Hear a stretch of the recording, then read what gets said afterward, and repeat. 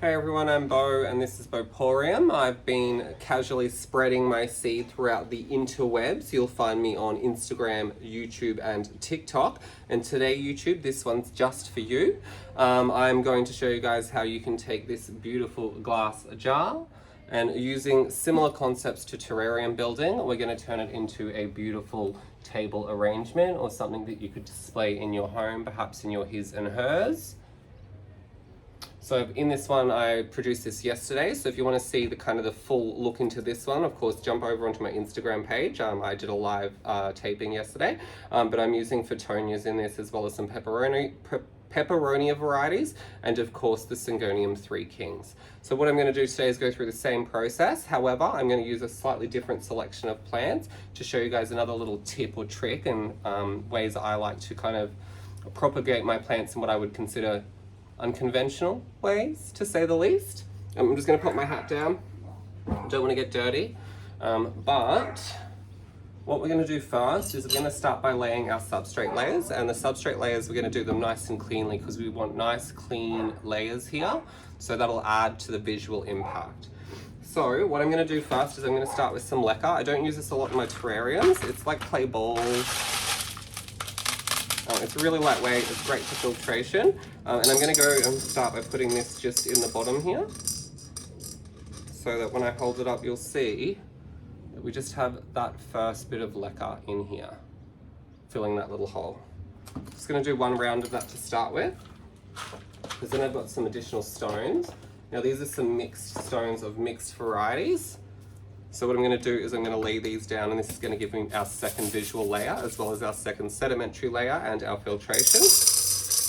Now we want a good depth of filtration or a good reservoir in the bottom of this for water, because we're using it effectively as a decorative pot. It's not going to have drainage, so any water you put in this is going to remain in the bottom. So by having a deeper substrate layer, it's just going to ensure that you minimize the risk of your plants developing root rot from sitting in water. And I tend to find when I'm placing these, it's easiest to work from the outside in. So you'll notice I kind of pour it down the glass and just let it fall into position. Now I don't have a lot of these, so that's why I'm just doing a nice thin layer, but this again is going to give our second layer and visual appeal.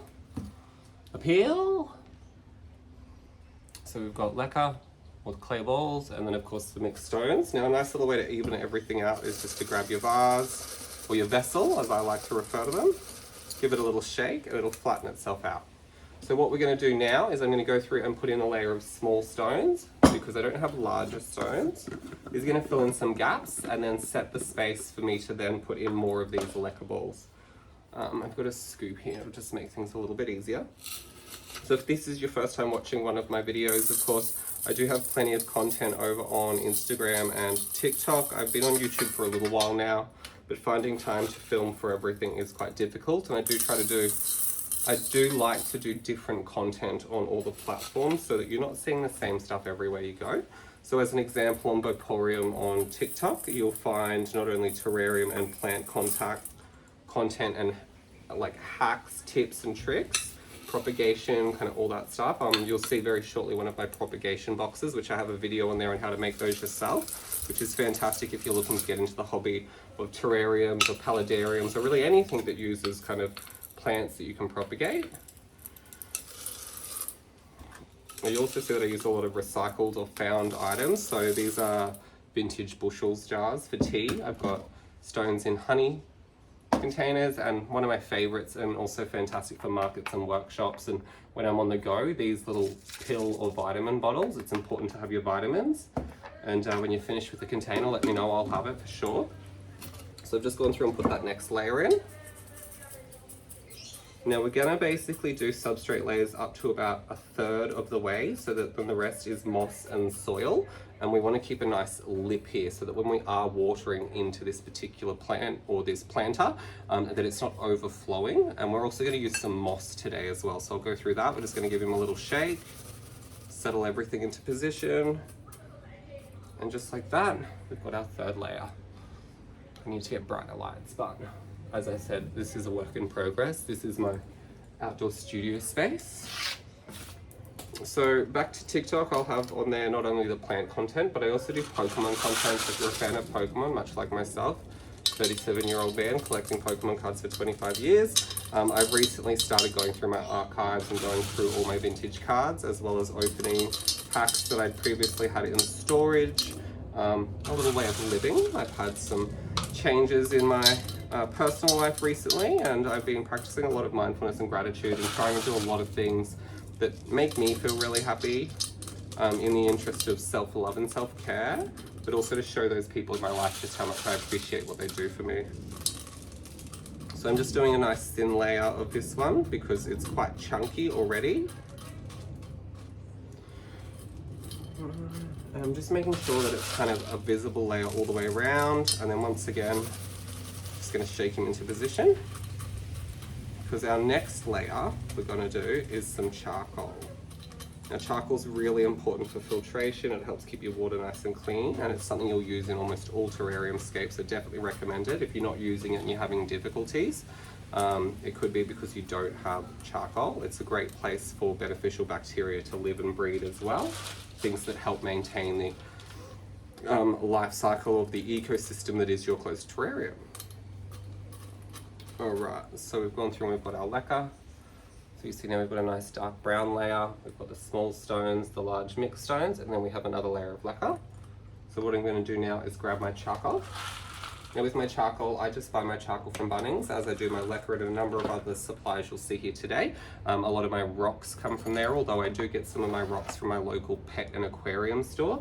I find using secondhand rocks from the pets and aquarium store is fantastic because it too has beneficial bacteria in it.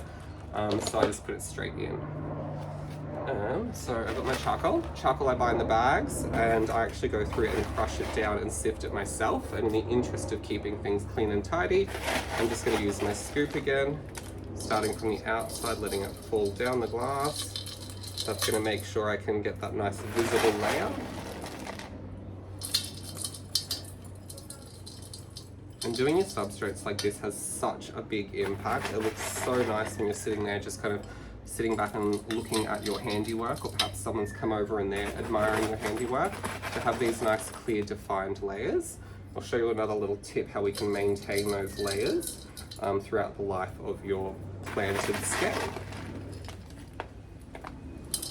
Alright, so as always, just go around the edges first, set your depth, and then backfill. Now I do have two different size charcoals here. I'm only going to do one layer. It's just that by using this larger charcoal, it fills in the area nicely. And then I use the smaller charcoal just to fill in any gaps. Alright. A little bit more. I can literally spend whole days doing this charcoal. I go through it so quickly because I use it in everything. Alright, that's that there. So I'm just going to give him another little shake, flatten things down. I like to just go around and push it ever so gently, just to make sure that layers are even. And then if there's anywhere that needs more charcoal, first I'll work the charcoal from the inside out, and then backfill again.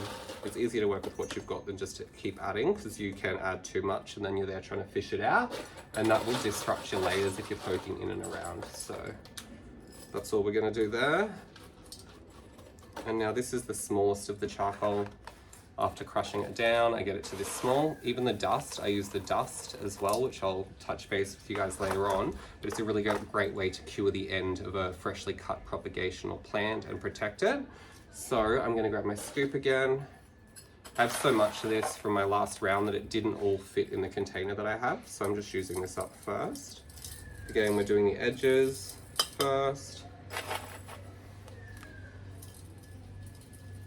And we're not trying to increase the height of the layer, we're really just trying to get this to kind of fall into position and fill in any gaps, so we've got a nice flat surface area.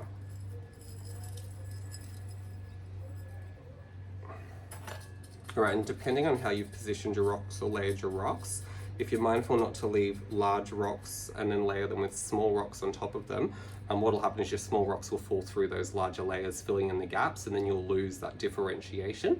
So if I'm doing like an order where it's like a large rock, I generally will put like a small rock to close, medium-sized rock, small rock, large, medium, small, like that. But you can always just go small at the bottom and work larger to the top. It just means your sphagnum moss, you're gonna have a lot more kind of areas of clear kind of space, I guess. And that's not great. You kind of want to fill the space in as much as possible. So now I've done that, the next little thing I'm going to do is I'm going to grab sphagnum moss. Now when you're planting in glass like this or in clear plastic planters, using sphagnum moss is a fantastic visual aid to show you when your plant needs water, or perhaps when it's a little dry, or sorry, when it's dry and needs water, or when it's too wet, because the sphagnum moss will change color. So at the moment, this is a little bit damp. It's like a light yellow, but I'm gonna go through and just wet it now, get a bit of moisture back into it. You don't need much. I'll generally squeeze any additional moisture out anyways. So, and then I just like to fluff it up as I put it in there. It's so easy. Like, you can do this yourself with plastic plants and flowers. You can still use the same substrates because they're all hardscapes, so they're easy to get hold of. But you could always change out the plants for plastic flowers or silk flowers. It'll give you a similar effect, but of course it's just not going to be alive or natural, and it won't continue to grow. And setting up this planter like this is going to give your planter the best opportunity to have a long, healthy, sustained life, and it'll continue to grow and just kind of get bigger and fill in this space. And that's what we want, is this kind of large dome of growth. All right, so I'm just going to work this around, and I'm just pushing it down as I go so that I know that I've got that nice, clean, visible layer. I want about a centimeter thickness. If you do any less than that, when you put your soil in and you push everything down, you're just going to lose the sphagnum moss. And then as I go, if there's anywhere that looks just a little bit hollow, I'll just push some more in. Okay, just going to do that there. So these videos, with the exception of trimming the start and finish, are just going to be one-take videos. I'm kind of a one-take queen as far as I'm concerned. Don't have scripts, so just ad-lib it all. So if there's mistakes and bloopers, by all means, cut them out, string them together, send me a bloopers reel, because I don't have the editing skills to do it myself. But there we go. So I'm just going to give that a nice little push down, and then I'll put some soil in. And then what I'll do is I'll go through and show you the selection of plants, or what I like to call our salad, that we'll be using for the day. So I'm just going to pop him aside. So you've got all your layers there. And of course the leca at the bottom. So we've got 1, 2, 3, 4, 5, 6 layers already, and we've still got soil to go in, and then moss and plants. I'm just going to move some of these things aside that I'm not using now. I'm not a Patrick Star. I don't have a huge studio space. And of course, other than Beauporium, I do have Pokemon, which is my Pokemon content. Novagina is coming, she's on her way. She's my drag persona, so you'll be seeing a first time in drag series, so stay tuned for that. It's sure to be a hot mess. I mean, I'm sure to be a hot mess, more than usual anyways. So I'm just gonna grab my soil. I'm gonna lay the first little bit down, and the reason I'm just putting my first bit in is just so I can again set those layers, because now I'll go through and press this soil in, bring it in again so you can see, press this soil into the moss, evening out that layer of moss, and again soil in the middle, work out to the outside. Just easier, that way you're not digging stuff out if you go too far. Alright, perfect. You'll see it's just flattening that layer down. It's going to make it nice and dense, and that layer is going to retain a lot of moisture for us, which is going to help maintain the plants that we've selected, because they like high humidity and they like a bit more moisture. But you'll water this more frequently than a terrarium, but you still won't need to water it that frequently. As I said, there is going to be water in the reservoir, and as the roots grow, they'll actually send down tap roots, and you'll see those roots in and around here, and they'll wick up the water that they need as it's required. So there's our 7th layer. We'll come back to soil in just a moment. I should have used the scoop. I've already gotten dirty, but here we are. Why not just wipe it on myself? I'm just going to pop that to the side so I can show you guys some of the plants. Now, this is one of my favorite little hacks. Stumbled across this. I was out of containers, And I obviously have a bunch of sieves for my rocks, and so I took all these Maranta clippings and I just poke them cutting side down in the sieve.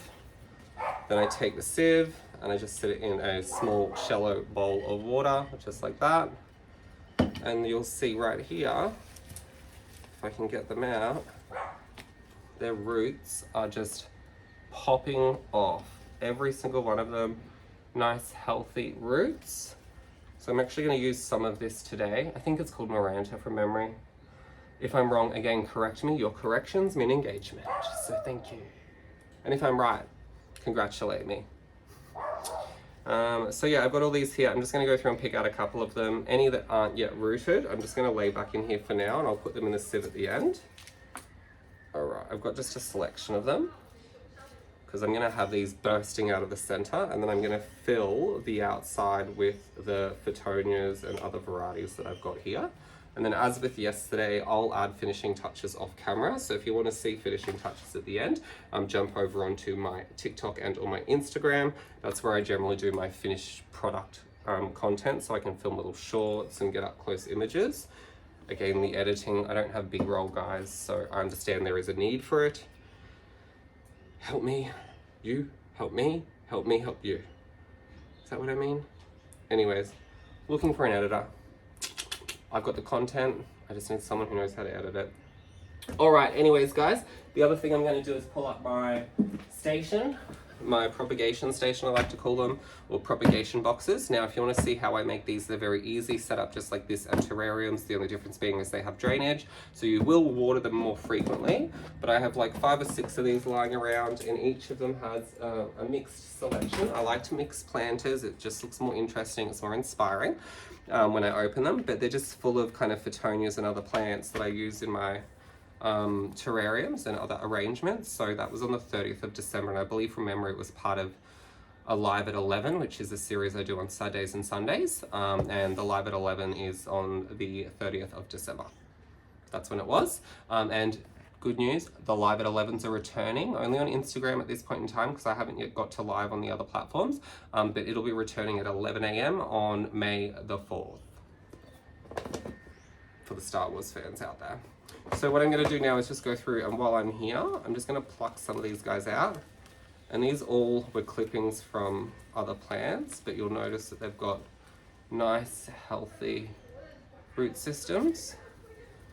I just get another red one. So I'm choosing the red and green Phytonias because, of course, the stems on this large plant that I'm using are like a reddish pink color, and they've got red veins and green leaves. And I like to maintain a consistent and cohesive color palette. Just going to grab these two here, and I think that's going to be enough, because that's going to be my main features, those two down there. I'll show you in just a second. And then I might, from another one that I have, thanks to the magic of television, I have 2 more sitting right here. So let me bring one over. See? And what I'm going to do with this guy, he has some ficus in him that's doing really well. So I'm going to take this ficus out. It's very long, and I eyed it off earlier because I'm going to wrap it around the outside of the glass, or the inside of the outside of the glass. So nice big long piece of ficus. And again, I always say that it looks more natural and more grown if you refeature the same plant. So rather than having one vine of ficus, I do have another little one just here. And these are going to give me a little bit of fall over the edge of the glass, which is going to look really, really nice and add a lot of texture. And I think I could probably do one more, just because I'm feeling nasty. All right. So that's my arrangement at the moment. I'm pretty happy with that. However, just for a little additional texture to pop more of white, so that the ficus isn't the only white, I've got these Phytonias here. These particular ones have like a crinkle cut edge, or a crinkle edge, I guess. They're the sandboys of the Phytonia world, as opposed to the Thins crisps. All right, so I'm just gonna grab 2 of those. I don't want a lot of those. Let's move that back to the side. I do have a whole nother one here, the one that I did on the 30th of December, and it's fully grown in. But at this point in time, I think I've got enough plants for what I want to do. I'm going to bring this guy back in, and this is our salad, or what I like to call salad. I'm just going to lay the plants out so I can see what I'm working with, because I'm going to put them in a particular order, starting with my center plants, which is these guys here. And then the Phoetonias, because they're going to add support and increase color. Some of them are even flowering, the other ones. So I'm just going to take those flowers off, because I want to encourage new growth and roots. And if your plants are flowering when you put them in, they will focus on putting the energy into the flower and not into growing new roots. So definitely remove any flowers on plants that you're propagating. That's a really big recommendation I say to people who, particularly if you're propagating flowering plants. All right, so we're going to go into a bit more soil. And again, we're going to start in the middle. And I always start with my largest plant. So normally it would be a plant like a Syngonium or something that has a significant root system, but these ones don't have a significant root. They're not like a Syngonium, they still have quite a lot of roots, but I'm actually just going to bundle them together like this. And I've created a well in the middle. Oops, I just dropped one. I've got a whole sieve full and a giant box of them just growing wildly over there. I'm going to make sure that they're all kind of pressed together. And with these ones, because they're a bunch of individual stalks, I'll kind of hold them as a bunch. So remove this last leaf like that, so that all the stalks are at one end. Remove any additional leaves that sit kind of in and around the roots, because they'll just end up rotting once they get buried. All right, so that's what we've got. We've removed our last leaves. And I'm just going to grab him and take him straight into the middle of this well. Just wiggle him around a little bit and then backfill. Now, because there's individual stalks here, you want to make sure you're getting the soil in and around all the stalks. So this is where I bring in a dry brush. And I just work that soil into those stalks. Now, if I were to let these go now, they're just going to fall over. So the next part's going to be a little bit tricky. What we want to do is place our large Phoetonias for support. And we want to do that while still holding these in position. All right, so we're just going to hold these up here like that. Got plenty of soil. So what I'll do is I'll plant on your side first so you guys can see. I'm going to take my large red one. And we want to work in triangles, so you want the highest point in the middle, in the mid-ground, because this is going to be viewed 360. And it's going to work lower to the sides and vice versa. It'll just give you that nice big dome effect. So taking my red one, popping him in here. And then again, I'm just going to backfill using the soil that's already in there. All right, and then we're going to take the next one. I'm going to put him on this side for support in the back. And also, it just looks nicer when you evenly distribute the color and the different textures throughout the arrangement, so that no matter what side you're viewing it from, you're going to see a little bit of everything. All right, and then I just have the other big red ones, so I'm just going to move these guys to one side slightly and do it on this side, so it's kind of like 3 points of a triangle. And the good thing is, if I want to add more Miranda, because it's a long individual stem, I can easily do so at the end, just using a knitting needle. All right, these guys are going in, and we're just going to backfill. Easy, just like that. And so they're helping support the plant in the middle. It's giving us that red and green. And now what we want to do is go around and just place a couple of these little green and white poppers. And what I like to do is, where I have the red and the red, I'm going to plant this in between there like that. I'm probably going to need another one or two, but for now I'm just going to flip it around so I can see, so I can do it quickly. I know we want long form content on YouTube. I do anyways. Am I the only person that puts something on YouTube and then adjusts the playback speed to like 1.25 or 1.5 and just chews through videos? Like, oh, I could do it for hours. Give me like Cupafee or Birdkeeper Toby or Tyranitar Tube, HDV even. They're all Pokemon content creators that I follow. But I mean, Trixie Mattel, Patrick Star, you name them. when it comes to makeup, beauty, anything transformative, I am all for it. I'm just gonna grab a couple more of those little green crinkle cut guys. There's one there. This is how easy it is when you've got these stations set up, guys.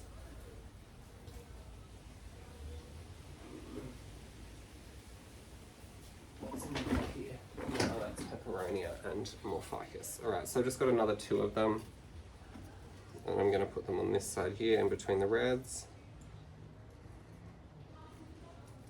They're smaller ones, so I'm gonna plant the 2 together.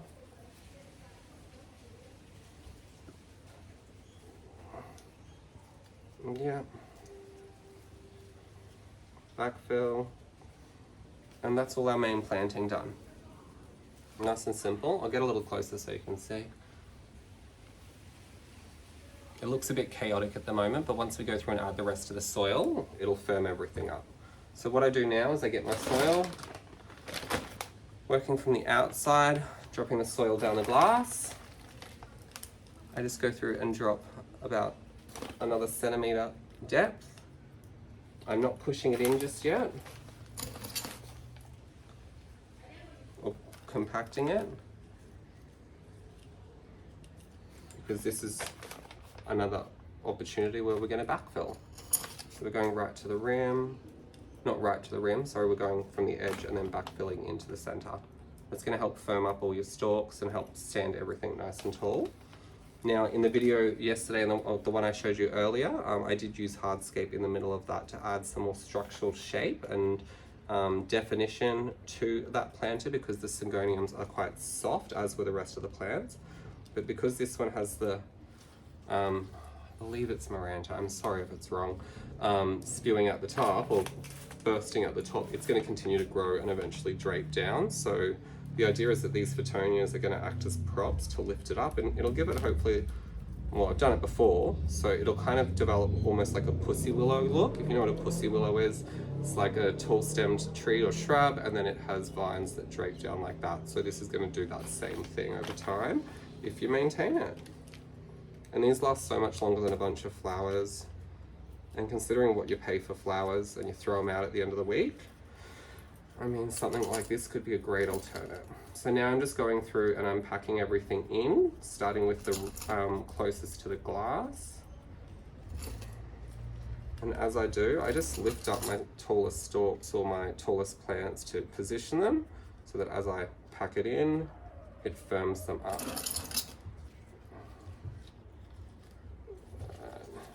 I could probably put just a little bit more soil on this side.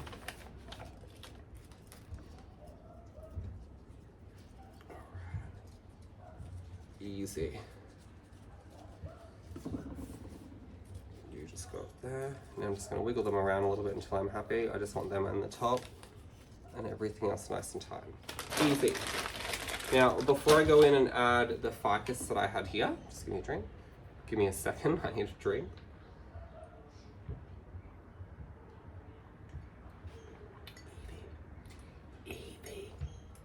Anyways, back to plant content. Evilly distracted. I'm just going to brush this down. I've got a couple little plant bits that broke off that'll be easily propagated, so I'll just pop them back into those trays you saw me use just a little bit earlier. All right, now the next thing I'm gonna need is my moss. Now I'm not gonna moss the whole thing, as I said, I'll show you guys how to do it and then I'll finish it all off camera, but this is how I like to keep my moss. If you want to see how you can maintain or grow your own moss or scavenge moss and then maintain it, then there are also videos on how I set these up, these styrofoam containers. Definitely recommend styrofoam as well in the interest of sustainability and recycling.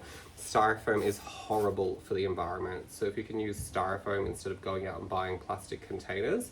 I actually get mine from the local greengrocer. When I go down and get vegetables, I just ask them if I can put all my vegetables in one of the styrofoam boxes, and now I have 10 or 15 of them lying around, and I have layers in here similar to what we've done now, and then I lay a black kind of screen down so that I can put my moss on, and then that allows me to very easily peel it off in these large, long kind of carpets of moss.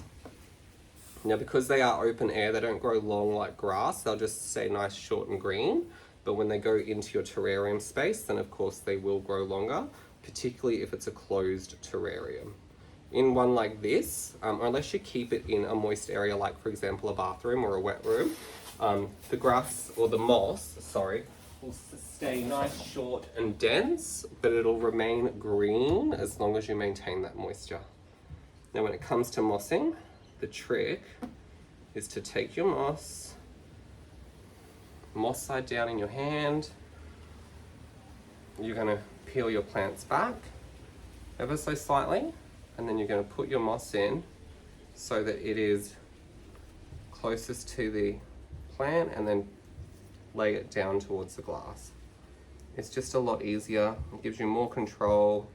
You can make sure that you get it right up to the base of your plants. But when you're working in small spaces like terrariums, it's also going to minimize the amount of mess you create. So I'm just going to go through and fill that little area in with a couple small pieces. Let's move you back in a little bit more. And we can halve this piece. I definitely prefer cutting moss. I see people, tearing moss. I see people cutting it all the time. When you're laying your moss down, if you've got cut edges, just like carpet, you're gonna see those edges when they come together. If you tear them, it's just gonna look a lot more natural, and they'll grow in together, kind of interlocking, and you won't see the joins in your moss. Just turning it around so I can see what I'm doing. And then what I'll do is I'll probably come around to give you guys a much closer look if I can, without dropping it or breaking it. All right, now with the moss, once you've positioned your moss, you want to give everything a nice watering, and I'll show you that in just a second. But after doing that, you also want to go through and make sure that your moss is firmly pressed to the soil. While the moss and soil is wet, you want to do everything you can to amalgamate the two surfaces, or I don't know, whatever you want to call it, mold them together. And if you've got dry moss and dry soil, you're going to leave air patches. Those air patches will dry out and you'll just end up with yellowed moss. But I've gone through and mossed this half. Now you can find moss all over the place. I scavenge it wherever I am if I can see it. Don't take it all, just take a little bit here and there so that you can go back and continue to harvest that same patch of moss. I even have a retaining wall around my backyard, and I actually I guess I encourage moss growth there by constantly watering it and keeping it in shade. But that's done. Now just to even it up, I'll use my brush, dry brush, and just the edges. I want to work my way all the way around so that I'm creating this little rise from the glass to the moss. That's going to help your water filter off, but it's also going to make the visibility into the terrarium a lot cleaner. You don't want to be looking into a valley or you're not going to see anything. All right. And sometimes here you'll see the moss pick up, so that's when you know to push it down. All right, that's done. So here we are. We're all moss now. Can you see that? The green. It's so bright and green. All right. So what I'm going to do now is I'm going to go through and place my ficus. And as I said, I want him to wrap. So with the root bed, I'll actually bury it amongst the other plants. Let me get the big piece, this one. So with this root bed here, I'm going to use my knitting needle. I'm going to poke a hole kind of in the middle between all the existing plants, because I want it to look like he's growing out from inside.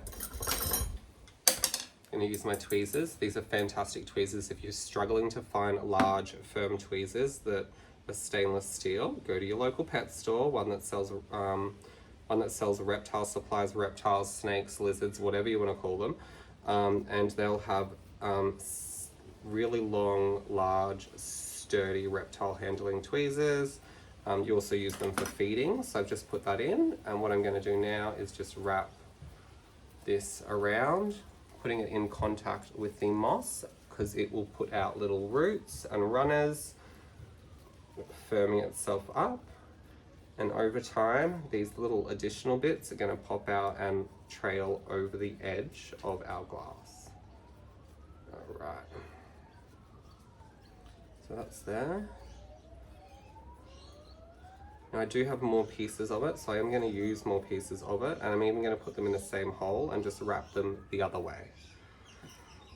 And then I'm just going to pop a little one on the other side. So I've got this little piece here, into that same hole. Just pinch all these roots together.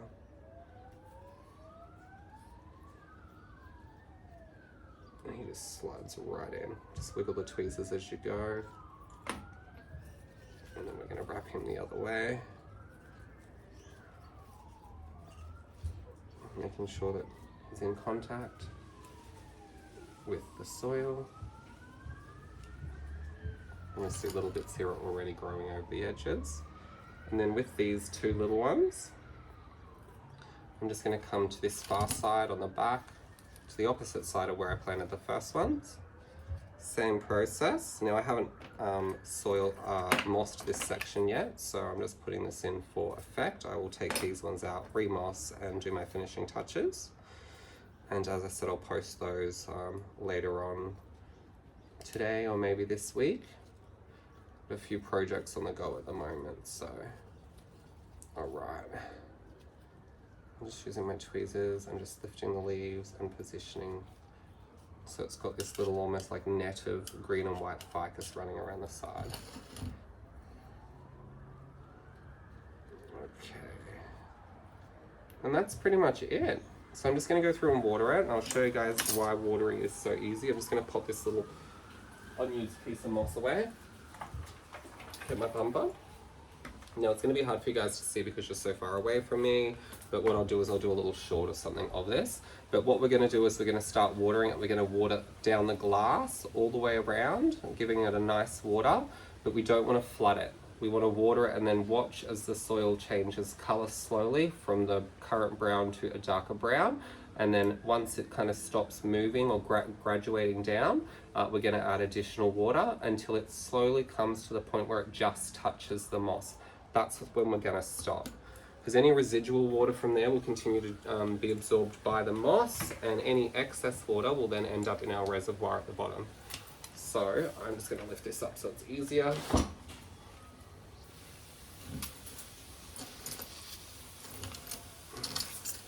I try not to water directly on the plants. Again, we don't want to increase our risks of root rot. And if you're watering directly onto the plants, the water's just going to run straight down the stem, cool in any remaining gaps or holes around the roots, and then you've got root rot. And you'll notice I'm just spraying it, letting it drain, watching it move down. Yeah.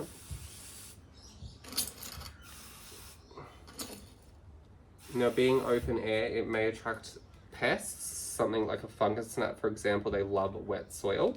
So doing this as well maintains the moisture under the soil to some extent.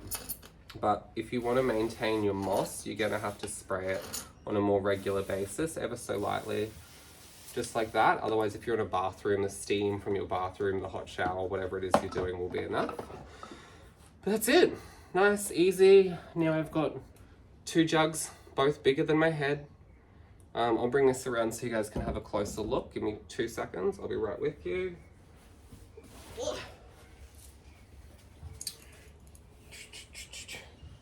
Real slim. Hi guys, it's Bo. You know me? Beauporium. This is what we're working with. Let me move it back further so it's in the light. There you go. And now that can sit wherever you want it, really, as long as it's got good light. Bright indirect light's fine.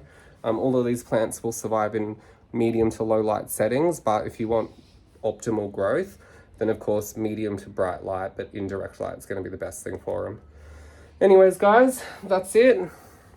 2 jugs, 2 different looks, different selection of plants, same formula with the substrates. Let me lean back. If you want to see more from Beauporium or Beaucomon or any of my other content, then of course I'm on YouTube, Instagram, TikTok. So many things right now. So many things. So yeah, I look forward to seeing you guys again on the next video, and until then, this is Bo signing out. See you later.